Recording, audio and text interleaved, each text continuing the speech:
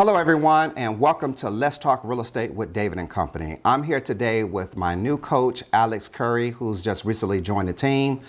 This video is gonna be a little bit different because we're gonna ask each other some questions, and we're gonna talk about several things that's real estate related to see how our services and products can perhaps help our audience. So welcome to Let's Talk Real Estate with David and Company, Alex, and welcome to Kipling Institute. I am so happy that you're here. And so let me ask you a question first. What made you get into the real estate business? I wanted to get into the real estate business just for the fact of helping people. Like, I've always wanted to have the opportunity to help people, but I can never figure out why I truly wanted to help people. But like right now, like I'm in search of a home, so the next best option was to give people the same encouragement like you have gave me.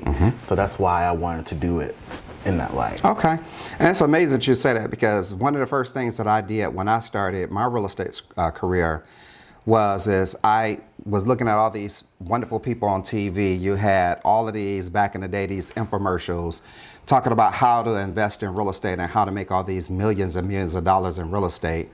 And I took these courses, and then of course I went to real estate school, but I didn't go to real estate school to become an agent. That wasn't really my goal. My goal was I wanted to build wealth in real estate. So I started off with all these different programs and courses. And back then, when you bought a course, the course didn't come on a digital medium like it is now. So I remember when I bought my first course and it came in the mail like 6 weeks later, it was like a series of cassette tapes. And so that just goes to show how old I am. But this one particular one had like 24 cassette tapes front and back. And I'm gonna tell you, I listened to every last one of those tapes. So that's what inspired me to get into real estate, is seeing these infomercials, and they were very motivating.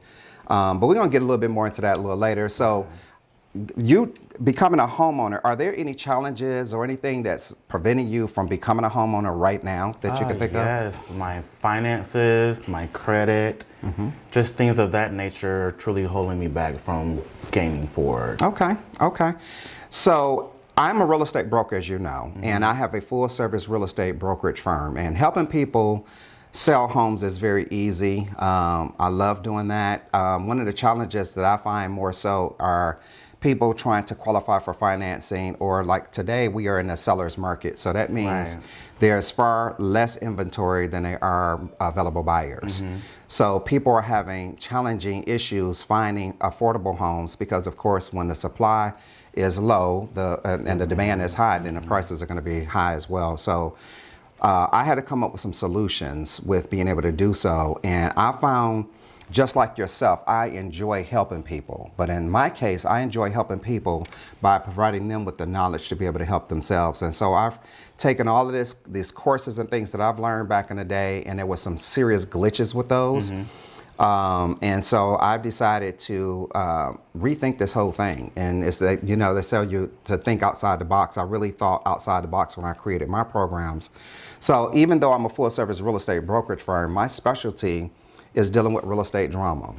And that may be in a form of dealing with distressed homeowners or foreclosures, short sales, helping people protect their American dream.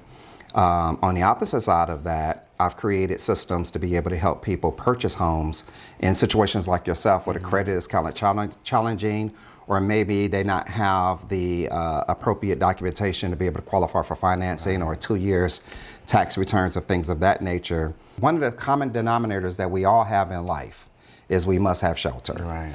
And even though we must have shelter, don't mean we can actually qualify for that shelter or know how to find deals to be able to fit those needs of the individual. So I wrote one of my most powerful courses that I'm very proud of, and it's called Next Gen 2.0 Home Buyers Master Program. And this program is tailored for people just like yourself. And so I've also written other courses teaching people how to prevent foreclosure. A lot of times people are in dilemmas that was like an immediate, like a death in a family or a divorce or some type of situation where a homeowner has been thrown into a situation quickly and they not have savings or credit in a position, or they're not in a position to be able to go out and buy a new home, or be able to protect the one that they currently have. So I teach them some techniques in being able to do that. And over the years, I've been doing this since 1988, so that's a long time. And it's so funny because when I meet somebody or whatever, and I'll tell them how long I've been doing the business, I was like, dang, I wasn't even born then. Right. So it's funny when I say how long I've actually been in the business, but being in the business this long has given me the opportunity to learn techniques that's proven and that's very helpful with being able to get people into the business. So I write real estate programs and train homeowners and potential homeowners as well as investors on how to achieve their real estate needs. Okay. So we have Secrets to Interrupting Foreclosure. That's one of my powerful courses that just teaches people how to get their foreclosure sales stopped. In the state of Georgia, which is where we're located, the foreclosure process is so rapid, a lot of times a homeowner may be working on a loan modification or some type of forbearance agreement or homeowners retention program that their mortgage company is offering. And at the last minute, they get denied for whatever reason. Now there's no time to think about other options, which there could be other options. But if you put all your eggs in one basket because your mortgage company is telling you, hey, everything is going to be okay, we got you. Let's apply for this program that we have and process your paperwork. And at the 11th hour, it gets denied and there's no time to restart the process. So with that being said, what's the biggest misconceptions about mortgage companies? That they are your friend, when in reality they're not. Most mortgage companies, when you're having a financial issue, you call them, their greeting is going to tell you, we're here to help. We're here to provide assistance. And they are there. By law, they must provide a level of assistance, and it depends on what kind of loan you have. I mean, this whole mortgage program and real estate process is so complicated. A lot of people think that it's just one way, and it's not. Okay. So what I mean by that is if you have a hard money loan, for instance, and that's the kind of loan you get when more so for investors or people that have credit challenges or things like that, they don't offer the same type of homeowner programs that maybe a larger financial institution or a Fannie Mae, Freddie Mac back loan would, that can give you options to get into a loan modification or something like that. Okay. So there's so many moving components, and we teach our students all about how things work. One of my favorite programs is How It Works. Because if you know how it works, then you know how to make it work for you. And so we want to sit here and give you the knowledge of how the mortgage and real estate process works. Okay. And once you have that knowledge and you get put into a situation, whether you're trying to buy a property or whether you're trying to save your property from foreclosure or negotiate a successful short sale, then with all this knowledge that you have now, and we're here to coach you. This is way too much for the average person, but we're here to coach you on your set of circumstances and how to navigate. And so once you have that information, then you know how it works for you. Okay. So I've created all of these programs for the sake of being able to educate the public on how to achieve their real estate needs. Okay. And that is what my slogan is. We show you how to protect your American dream. And we also show you how to acquire your American dream, whatever that may be. So again, I help homeowners transform their nightmares into their dreams and real estate dreams into reality. So it's kind of twofold in that case. Right. And this is what I built my practice on. So with all the videos that you have out in courses, like what's the one in particular that you're the most proud of? I'm proud of all of them, and that's kind of hard to say because I'm equally proud of them. The Home Buyers program is the one that I really love, and that's the one I actually wrote in the very beginning. Okay. Because when I started my real estate career, it was because my mom was paying her mortgage payment. She bought the property from this investor, and he took back the owner financing, so it was like a land contract. So he was taking her payment and then making a payment to the mortgage company. And of course, he had a little bit of a cash flow on a monthly basis. And under normal circumstances, that probably would have worked out great. Within 5 years, my mother would have been able to qualify to buy out that land contract and keep it moving. But unfortunately, one day I came home from school and I'm seeing the marshals at our house posting an eviction notice. And once we read the eviction notice, we found out this gentleman wasn't making those mortgage payments. So we ultimately lost that property, and even though my mother never missed a payment with him. And that's what motivated me to really put together something to realize that there's thousands and thousands of homeowners out there that ran into an issue. Maybe it wasn't to their fault, to no fault of their own, or maybe they lost a job or a death of a loved one, a co-borrower or whatever, and they're forced into a situation where their home is being jeopardized. So I created this course based on my experience with when we got evicted. I mean, it was just a horrible feeling. So that's the one I'm most proud of. And to be able to see someone that has had so many doors closed in their faces as far as being able to qualify for financing, as far as being able to locate an affordable home or a home that suits their needs, is just too many moving components in this business. And so I put together this course, and I'm so proud of it, because to see someone be able to become a homeowner after they've had so many setbacks is just to see them stick the key in their doorknob and their doorknob and be able to entertain friends and family and for holidays and just have a peace of mind is just, there's no reward like that. So that's one of my most proud ones. Going back to when I got started with all these different investors, and I can name them all. I mean, there's so many of them. Mike and Irene Milan, Tom Vu, Dave Delgado, Carlton Sheets. I mean, when I was 18 years old, I was I was engaged to my wife, or my girlfriend at the time, and I was motivated to get out of the projects of Detroit, Michigan. And my circumstances worked a little bit different, because I took everything in my environment and I built from that, because I didn't want to be an example of my environment. I didn't want to be a product of my environment. And I knew that we all have choices, and all choices are not good and bad. Some choices are bad and worse. Right. So every day I got up and I had this vision of becoming financially independent, wealthy, building real estate. And then, of course, I seen these infomercials at night, and I was like, my God, how are these people pulling up in Rolls Royces and having these mansions and things? So I bought several of these programs to get started. And but before I did that, I actually went to vocational school for just about every type of, I was very interested in cooking. I was interested in automobiles. I was interested in multimedia. So I went to culinary arts school. I went to data processing school. At the time, it was called word processing. So they actually had schools teaching you how to do word processing. It's amazing. That show you my age right there. When you got apps on your phone now that can just take care of all that for you. I learned how to type. So I typed like 82 words a minute. So I actually went to school for multiple things and graduated from all of them. So I can bake you a pineapple upside down cake. I can put a transmission in your car, and I could put a roof on a house, and and not have any problems with it. But I made choices, and again, we all in life have choices, and I did not want to be a product of my environment. So I focused on what my end game was. And I learned how to eliminate the noise. And I didn't know what the noise was until one morning I woke up and just laying in the bed, and I could hear people arguing. I could hear police cars and ambulance, the sirens and things like that. And that was noise. The drama that was going on in my environment was the noise.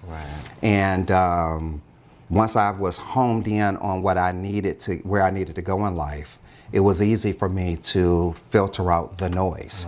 And so as a matter of fact, I don't remember riding the bus too many times, because I believe once I got 16 years old and I was able to get a driver's license, I got my first vehicle. It needed a new transmission. Of course, I knew how to work on cars at that point. So I went to the junkyard and bought a $75 transmission, and I'm laying on the ground and I'm putting this transmission in this car, and I made this vehicle reliable for me, and I drove it, and I never had any issues. I also went into a carpenter apprenticeship program. So at 15 years old, I got a summer job at the Detroit Water and Sewage Department in the carpentry department. And I didn't know anything about it, but I knew I had a natural skill for mechanics and putting things together. And I ended up getting into an apprenticeship program. So I actually took blank canvas where buildings are being built, and you have like a big open area, and I would build the individualized offices. And man, I tell you, I used to have every kind of tool. So if you come to my house now, you're going to see all types of mechanical tools for working on cars. You're going to see all types of saws and, you know, drill presses and things like that. And then you walk in the house, you can see every kind of season, every kind of pot and pan, because I kind of learned how to do it all. Right. And the goal was to make sure I was able to stand up on my own 2 feet as a man, Right. and be able to potentially raise a family. I hadn't had one yet, but I didn't want to be a product of my environment. That was the whole thing. I seen people shooting drugs on the street that at that time they were shooting heroin. Right. So there's nothing for you to see rusty needles and stuff like that on the ground, or, you know, people laid up. You didn't know if they were dead or not because they were just so high. Right. Some of them were probably ODing. And again, that was noise to me. And I had to easily, and it was easy for me to do it. I was able to stay focused on my end game. And I walked right through that noise. It was no problem. You know, from family drama to, you know, just dealing with my environment. And it was just a lot. So it worked for me. And this is what I encourage people in all of my courses.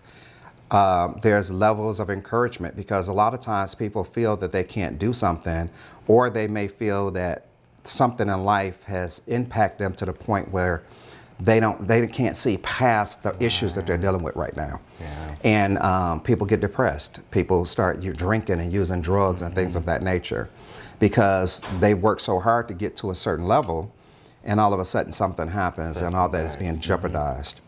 So I took all these courses, and many of these courses had, every course had something in common. It cost me money to buy them, number one. So once I actually started, I got back home I remember going to Carlton Sheets, and his course, he had a weekend retreat in West Palm Beach, Florida. I lived in Detroit, Michigan. So at the time I had an 82 Chevrolet conversion van. It actually wasn't, it was a cargo van, and I converted it and made it into a conversion van. So I had the captain's chairs and stuff like that. And it was something, again, I worked on. But I remember driving 24 hours from Detroit, Michigan to West Palm Beach, Florida to go to this man's 2-day weekend retreat. And that's how motivated I was. And I did that trip by myself, going and coming. And when I got to West Palm Beach, Carlton Sheets wasn't there, of course, but his spokespeople were, and it was a fantastic event. I did a lot of networking. I met a lot of people, and most of all, I was so inspired because people live different than where I come from. Right. I was like, wow, people are living like this. So when I got back to Detroit, I was so eager to get started. And one of the challenges that I had, because these guys are making hundreds of thousands of dollars on one transaction. Well, at the time, the average price home in Detroit was about $45,000, $50,000. So how am I able to flip a property and make this kind of money? So these programs fail to tell you how to apply this information for me particularly. Right. As well as for the market that I'm in. None of the courses explain that. And so, again, some of the techniques that I've created in my courses today addresses your individual needs. I've made these courses where they work throughout the United States. There hasn't been a situation, I put years of training, years of experiences, years of writing, years of my knowledge into each one of these courses, and that's why I'm proud of all of them. But I've designed this stuff to where it's applicable to your individual set of circumstances. So I'm knocking on doors, approaching homeowners that were in a distressed situation, and I tell you, people were slamming doors in my face. These courses didn't tell you that. Right. They didn't tell you that, you knock on somebody's door, you don't know if they're a dangerous person or not. I remember this one lady, oh my God, this one lady, she cussed me out so bad. She knew she was getting prepared to cuss me out as I was getting out the vehicle. And I'm thinking, okay, well, shit, I'm getting ready to help this lady. And, I knew she was scheduled to be foreclosed on in the next 3 days, but she wasn't thinking about that. She was like, whoever this is approaching me, I'm about to deal with him. And so I'm approaching the property and getting closer to the front door. And she had this look on me like, what the hell are you here for? Right. I said, well, ma'am, I explained my name is David Washington. I said, I don't care who you are. Don't come to my house again. And I could see her like putting her hand on her, her hip or whatever. I was like, okay. I said, I'm here to help you. Okay. And so she said, I don't need your help. I said, okay, well, I walked away. And in my mind, I'm saying, David, you have enough knowledge to, I don't need you, to be honest with you. I can just buy your house at the courthouse steps and be done with it. But that wasn't the goal. The goal was to provide assistance to homeowners that I felt was in a distressed situation. And maybe whatever was going on with her from a mental standpoint or emotional standpoint, whatever it was, she did not want to be approached. These courses didn't teach you that. They don't teach you how to sell. They don't teach you how to communicate. They don't teach you any of the things that's important to make whatever it is you're working on successful. And so I've had many doors slammed in my face as a result of approaching homeowners. And that was heart-wrenching because, again, I wasn't prepared for that. Here it is, I'm young, I'm 18 years old at the time, approaching homeowners. And like the course told me, or the courses told me, hey, this is what you do, send out letters. You know, they don't tell you can send 1,000 letters out. You might get, you know, you might get one person saying, hey, I'm partially interested or whatever. But their mailboxes, I'm bombarded with other people's mail. So that wasn't effective. So, or as effective as I liked it to be. So I had to figure out what was going on. The other thing is in my mind, I'm looking at pulling up in my Rolls Royce one day. So I'm knocking on these doors and I'm motivated to help people. And so I was able to sit down with several people because I realized more of these people were more interested in trying to save their home than saying, hey, guess what? I'm in foreclosure. I'm so glad you came here. I'm ready to move and sell my house. So, and I'm ready to sell it to you. That wasn't the reality of it. So I've learned how to set up forbearance agreements. There was no such thing as a loan modification when I got started. The only thing you can do was a forbearance agreement. And so that means your payment is going to increase and not decrease. So there was no such thing as a loan modification. But I helped so many homeowners in various situations, especially when the factories laid off or they had changeover and the employees didn't get unemployment for a minute. It was a process for them to get unemployment. So they were living from paycheck to paycheck. So you miss 1 or 2 paychecks, you're in default. So next thing you know, you're in foreclosure. Now you're trying to play catch up. So I discovered ways of being able to help people. And I was like, wow. So even though my home buyers program is the one I'm most proud of, I am equally proud of all of my programs, but the one that protects people's assets, the one that protects people's American dream is one that I am very proud of. So I started doing forbearance agreements and getting people's homes out of foreclosure. And every now and then I'll get somebody that redefault or some other set of circumstances happens. In a 30-year period of time that you have a mortgage, guaranteed something in life is going to happen. And mortgage notes and security deeds and those things that you signed at the closing table, there are no safety clauses that says, okay, well, guess what? If your spouse dies, we're going to automatically stay your foreclosure. Or if you have a car accident or you lose your job, there's nothing written in that contract to say those things are to protect you. So I found ways of being able to help people. And I've had so many unique circumstances that people were able to keep their homes. And later, if they wanted to sell those properties, it was on their terms and not on a bank's terms or some investor. So I created a course that's designed specifically to protect your assets. And again, in a state like Georgia, where there's no statutory right of redemption, where the foreclosure process happens like quickly, and I mean quick, Georgia is what they call a creditor-friendly state, meaning that it is designed to take home ownership, even if your home is paid off. If you don't pay your property taxes, your property could be foreclosed on. It depends on what your HOA covenants say. If you don't pay your HOA dues, your property could be foreclosed on. So I've created my courses to address every scenario. A lot of people have multiple mortgages on their properties. They may have a home equity line of credit. They may have a hard money loan. So it just depends on your circumstances. Everybody can get help, at least to get that foreclosure sale stopped, so you can look at other options, whether that's putting your home on the market, or you might get a new job or something that's paying you, you may get a new relationship, something that changes your circumstances to protect your at one time American dream.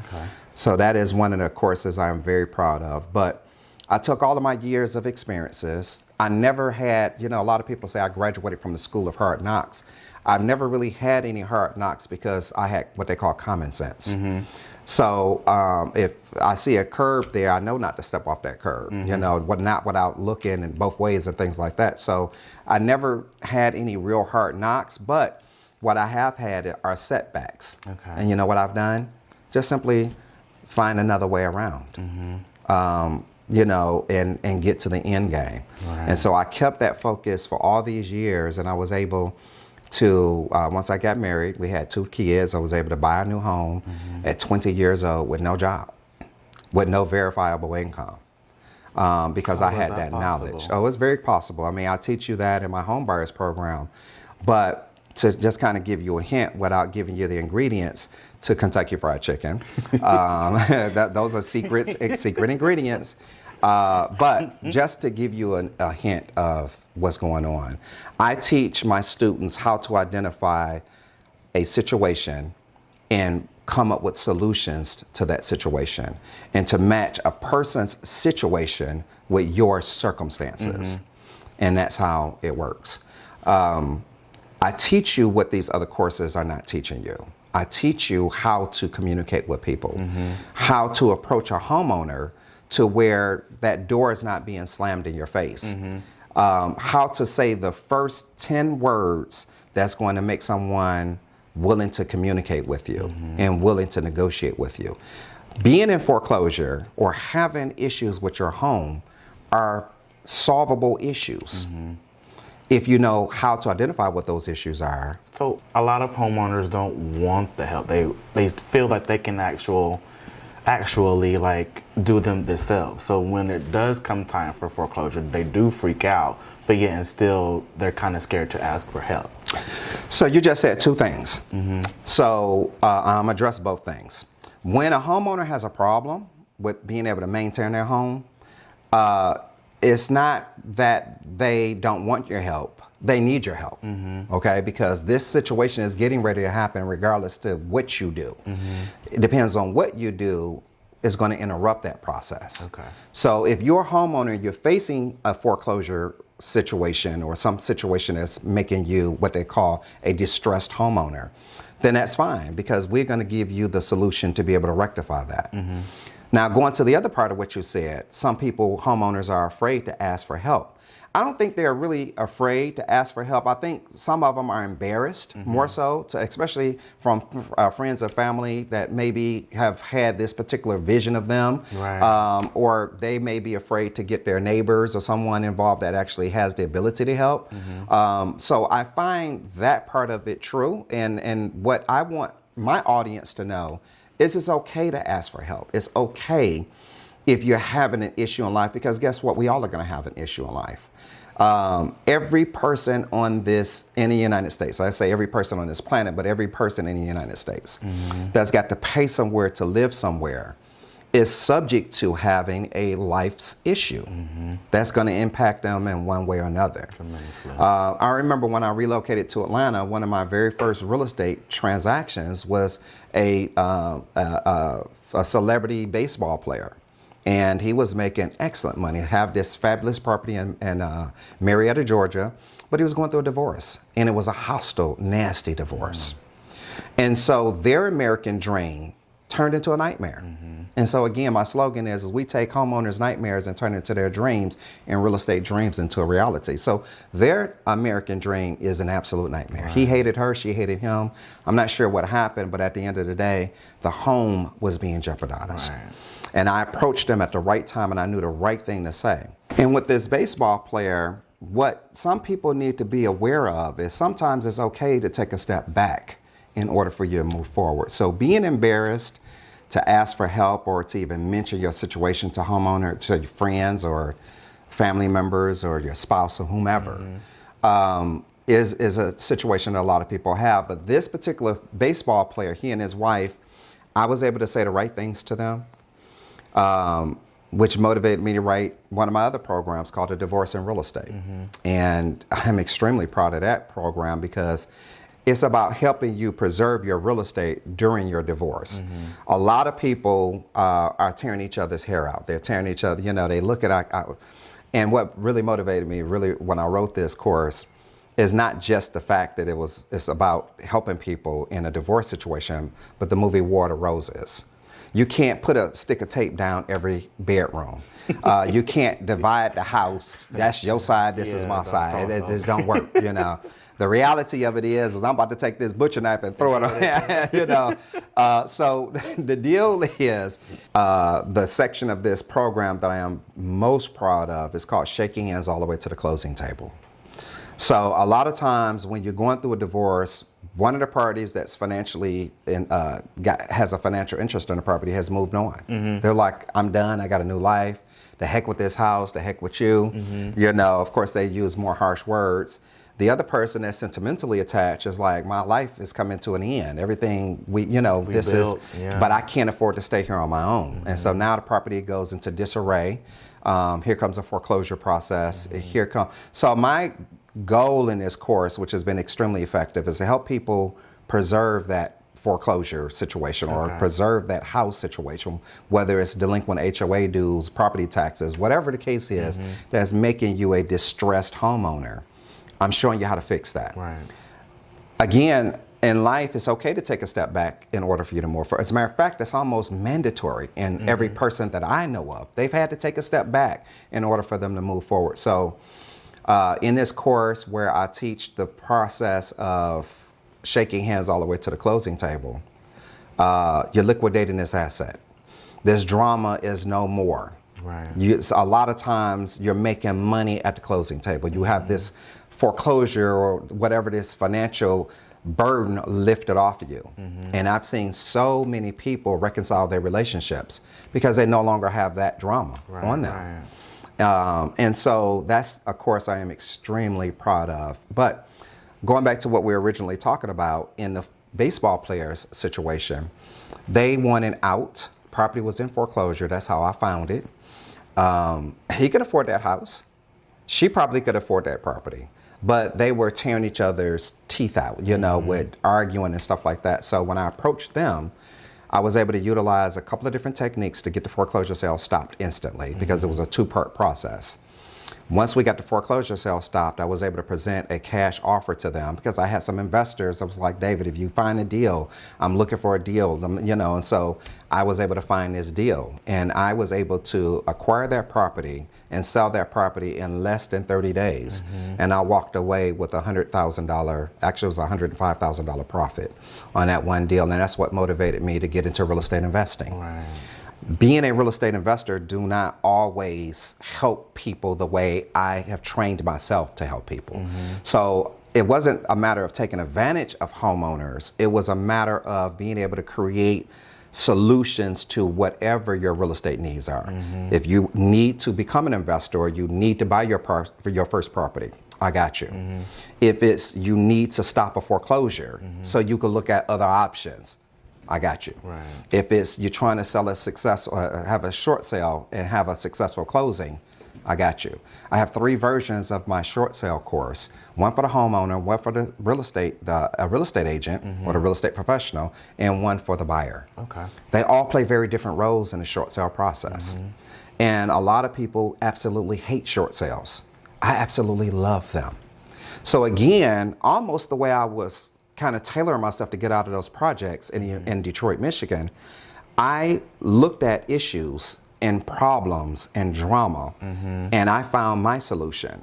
And that's how I put into these courses. I help you identify the issues, stop the real estate drama, and be able to come up with solutions. And this is what I mean by that. The very first short sale I did was, boy, I tell you, I was negotiating a short sale on a mortgage on a house that was in foreclosure. So let me describe the people. There was a buyer's agent, a seller's agent, a broker for each, a loan officer, the homeowner, the closing attorney. And my job was to get the foreclosure sale stopped, which I did that 3 weeks prior to. The contract was written, it was a deal on the property, but this is the drama. There was a $92,000 first mortgage, a $45,000 second mortgage. There was the homeowner did a property bond for her son to get out of jail for $40,000. It was just a lot going on with this property, okay? And so I negotiated a short sale and made all of that work. The purchase price on this property was $80,000. And I made all of that work. And to be able to pay these agents, the buyer's agent, seller's agent's commission. Now, this was before there were any short sale incentives, so there were no incentives for the homeowner at that time, other than you getting rid of the short sale. In other words, there was no money you were getting at the closing table, period. So here's the deal. I got the foreclosure sale stopped, I got everything negotiated, and I was gonna collect the fee for getting all this done as a third party, because I'm the one that made the deal possible. Right. So we get close to the closing. They had to extend it 3 or 4 days for whatever reason, and I was okay with that. You know, I was getting ready to go to Michigan to spend my very first Christmas with my children since my divorce, and I was really looking forward to going to Michigan. And so I was getting my $1,500 fee. Everybody was getting their commissions. The deal was going to work. So what happened was the deal got ready to close a few days later. Apparently it was some kind of disbursement for property taxes or something because there was an escrow. So the payoff on the settlement on the first changed. And so here goes David's $1,500 was eliminated. Everybody else would have gotten their money. And out of an $80,000 transaction, I mean, it's just not a lot of money for commissions and things like that. So, and this is right at Christmas. Once we closed on this deal, we're getting ready for the holidays. So I'm like, wow, how am I going to get paid? Without me negotiating this deal and stopping this foreclosure, none of this would have been possible.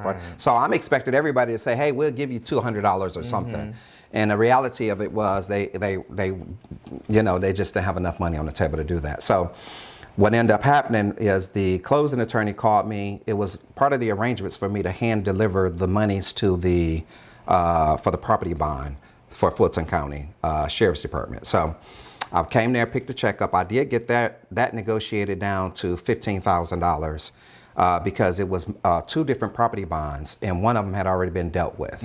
So we was able to give them their $15,000. So I went there to pick the check up. Everybody had already closed and on a deal and left and all that. And the owner of the property, she was a nurse. She said, David, listen, I get paid every other week, and I'll just have to work to get you some money because you really helped me on this particular situation. I was like, okay, fine. But how's that going to help me today? Right. So anyway, I get to the closing table.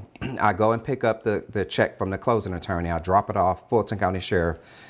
He said, listen, I can't take this because you have to go to the solicitor's office. That's where you're supposed to go with that. I'm like, I'm not in a legal profession, so I didn't know that. So I go over to a Fulton County solicitor, and I'll never forget this. Oh my goodness. She said, well, first of all, let me pull this information up and I'll get right back with you. So she's typing the guy's name up, and I'm thinking she's getting ready to take the check and release everything and be done with it, and I can take it back to the closing attorney. So anyway, she said, well, do you know where the gentleman is at that was arrested? I said, ma'am, no, I don't. So she turns back around. She said, well, his mother is a nurse, and we shot him when he got arrested. But do you think he's with his mom? I said, ma'am, I have no idea. I don't understand why you ask. I'm here to deliver this check. Why are you asking me these personal questions about people I don't know? She said, okay. She said, she said, I can't accept that $15,000 because we released him by accident. And that $15,000 bond had already been wiped out. Oh, wow. So if you can find him, or if you know where he's at, we want you to tell us. I said, I'm not getting ready to get into that. I don't know nothing about that. So what do you want me to do with this $15,000 check? She's like, I don't know. We can't accept that because the bond has already been served. Yeah. So I called the closing attorney. The closing attorney says, heck, bring it back here. I mean, the only thing we can do is rewrite it to the seller. I said, okay, fine. So I called the seller. I said, well, hey, guess what? You got some money coming. So I'm thinking I'm about to get my $1,500. So, Matt, I'll bring you, I'm going to go to the closing attorney's office, get the Newton check written out for you, and I'll bring it to you. And, you can give me She said, okay. She said, listen, I don't care how much that check is. Whatever that check is, I'm splitting it with you 50-50.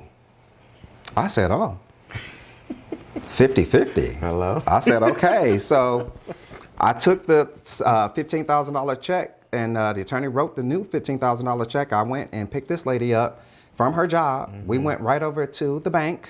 She went right into that bank and came out with $7,500 for me. And that's how I did my first short sale.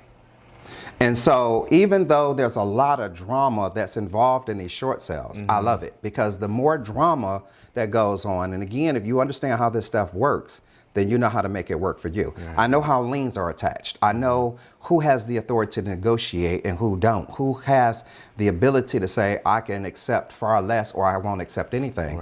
Or guess what? If no one negotiates or if everyone is not in agreement and everyone don't give a little bit of something, then guess what? Nobody gets anything except the primary lien holder. So I've not had one short sale denied ever. And I've been doing this literally for years. So I teach homeowners how to do their side, because without the homeowner's involvement, you cannot have a successful short sale. I don't care what nobody tells you. The homeowner must be involved, because the homeowner's circumstances is, before the mortgage company will agree to that settlement on that short sale, is predicated on the homeowner's circumstances. So they play a very important key. The other thing is you have to be very careful, because Georgia is very strict with people participating in negotiations with lenders without a mortgage broker's license or without having the proper credentials to be able to communicate with a mortgage lender. And so you can actually get in trouble as a real estate professional if you don't have the proper credentials or understand how to negotiate these things without getting yourself in trouble. So there's just too many moving components in this business. And in every short sale that I've ever dealt with, there was always upcoming foreclosure. That had to be dealt with. There's always some drama going on with the homeowners. Maybe something, maybe a divorce or an absentee borrower. Something is going on to where you have to get in there and fix it. I remember one situation that I had to go, and the homeowner, the borrower, was incarcerated. And he had years to go. And so we actually had to draft documents and have those documents sent to the warden and have the warden make arrangements for this person to be able to sign over the rights to be able to communicate with the mortgage company to make the deal work for the spouse that was living in the property, who at the time had no job. But we were able to make the deal work successfully. The whole thing is knowledge and understanding how this business works. And that is what I've done over the years, is learn how to make it work. So what advice would you give an upcoming homeowner like myself, as far as like what to look out for and things of that nature, so you won't end up in foreclosure? Okay, so that is a potential home buyer like yourself. You can't predict the future. Okay, but what you can do is, once you become a homeowner, is put yourself in a situation where you have some safeguards. So you can get credit life insurance, for instance, on your mortgage. But first of all, you have to be able to get a mortgage. So going back to the beginning of this program that we're talking about with my Next Gen 2.0 Homebuyers Master Program, is designed to help you in multiple stages.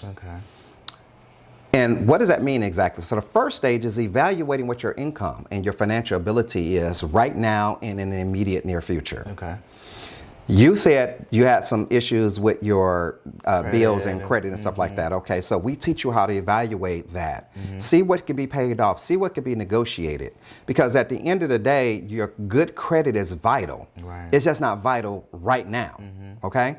Because if you can't qualify for financing, it's going to take you a minimum of a year or so to start building your credit and getting yourself 2 years verifiable income and check stubs and bank statements to be able to go to get conventional financing. But you need a house right now. Okay, you don't have that time to wait. So first stage of it is to evaluate your situation. Evaluate what you can do right now, how much house you can actually afford right now, and to be able to resolve your credit issues and look at what those may be and have a short-term and long-term goal for that. That's the first thing.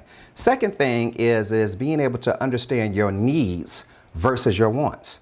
You need a 3-bedroom home. You may want a 5-bedroom home. You need a garage. You may want a basement. Okay? So you can, have your man cave in, or whatever the case may be. So the second part of this is establishing and helping you understand what your needs versus your wants are. Then the third thing is being able to identify situations.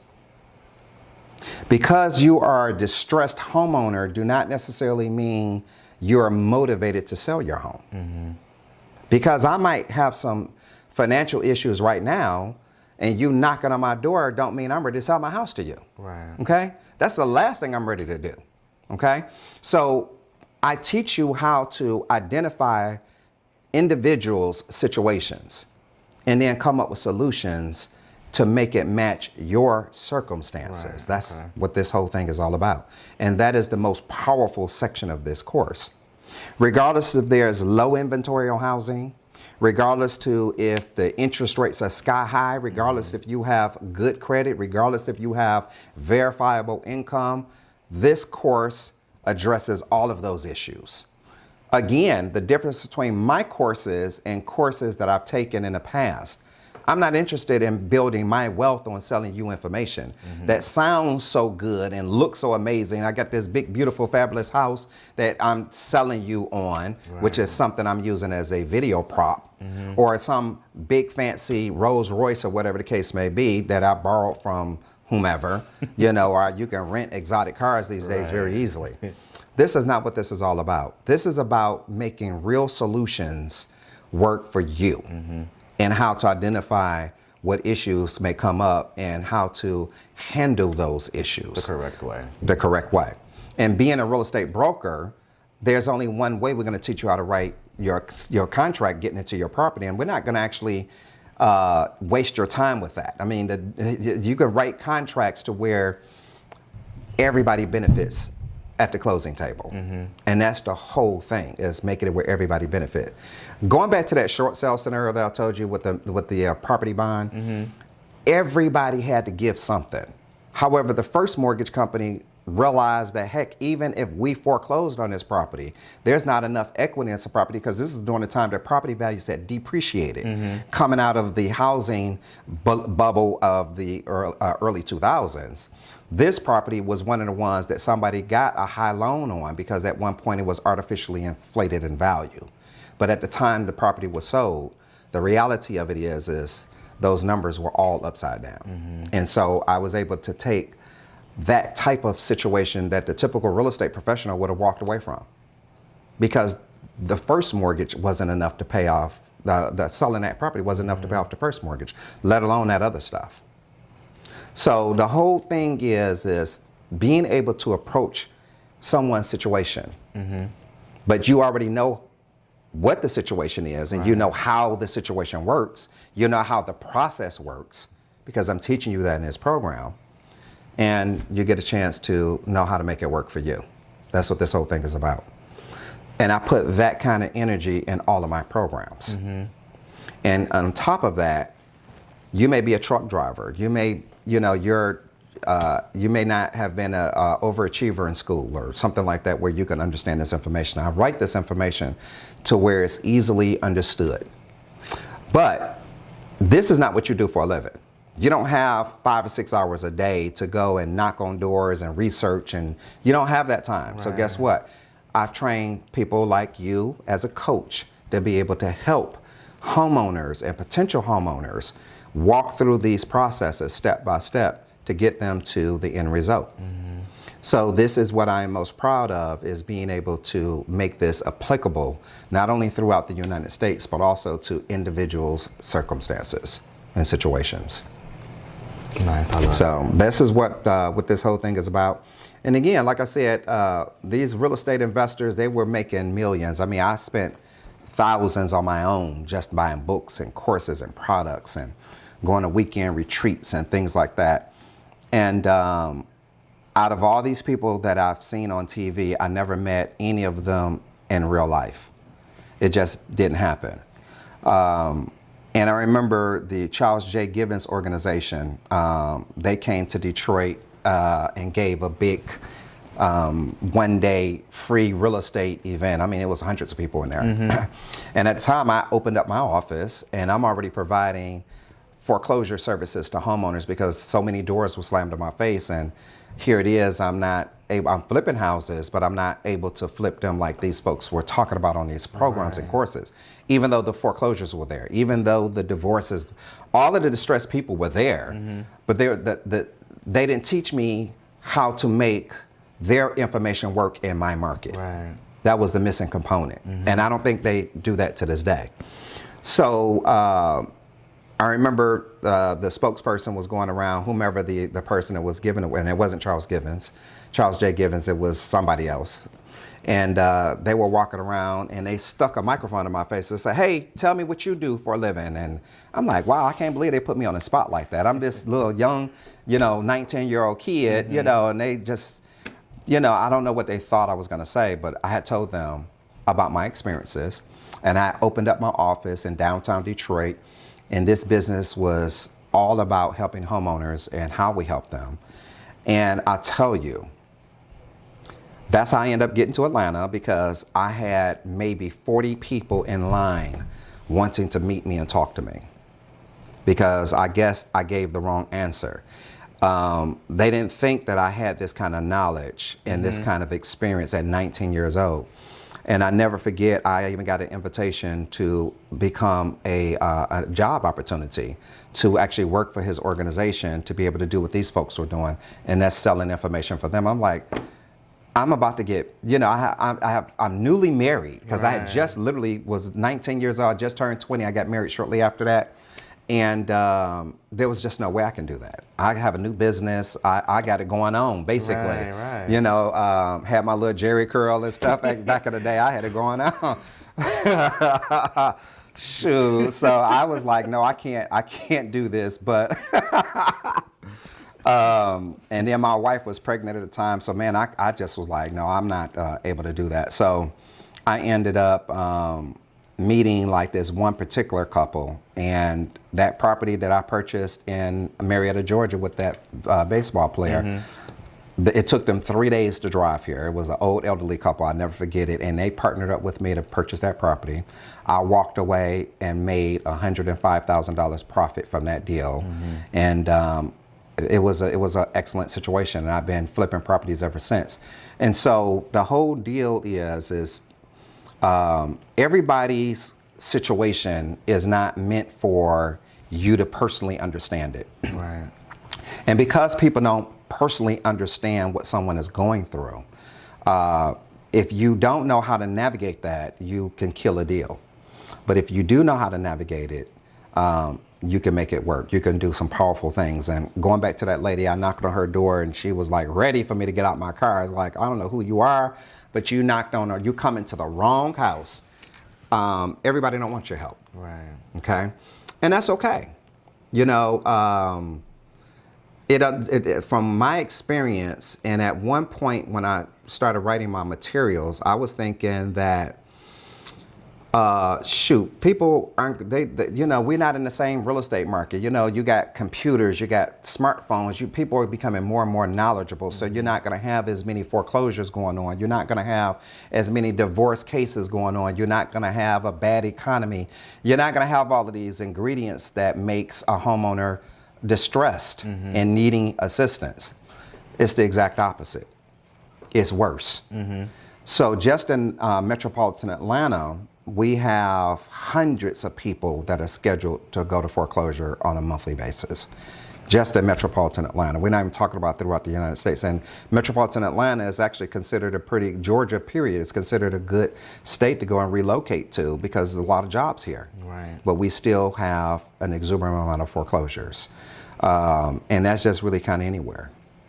So I just think that providing people with knowledge, somebody's door that you're going to knock on, somebody that's going to receive your phone call is in a bad situation, and they were praying for somebody like you to come knock on that door or to come and dial their phone number. They were praying for you.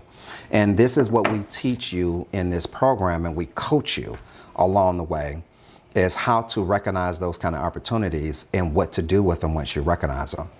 So this is why I'm just so motivated. This is why I created Let's Talk Real Estate with David and Company, is to be able to share information with homeowners and with potential homeowners and investors people that have a desire to do something in real estate, whether it's to protect your home, whether it's to buy a home, whether it's to buy and build a real estate empire, it's to do just that.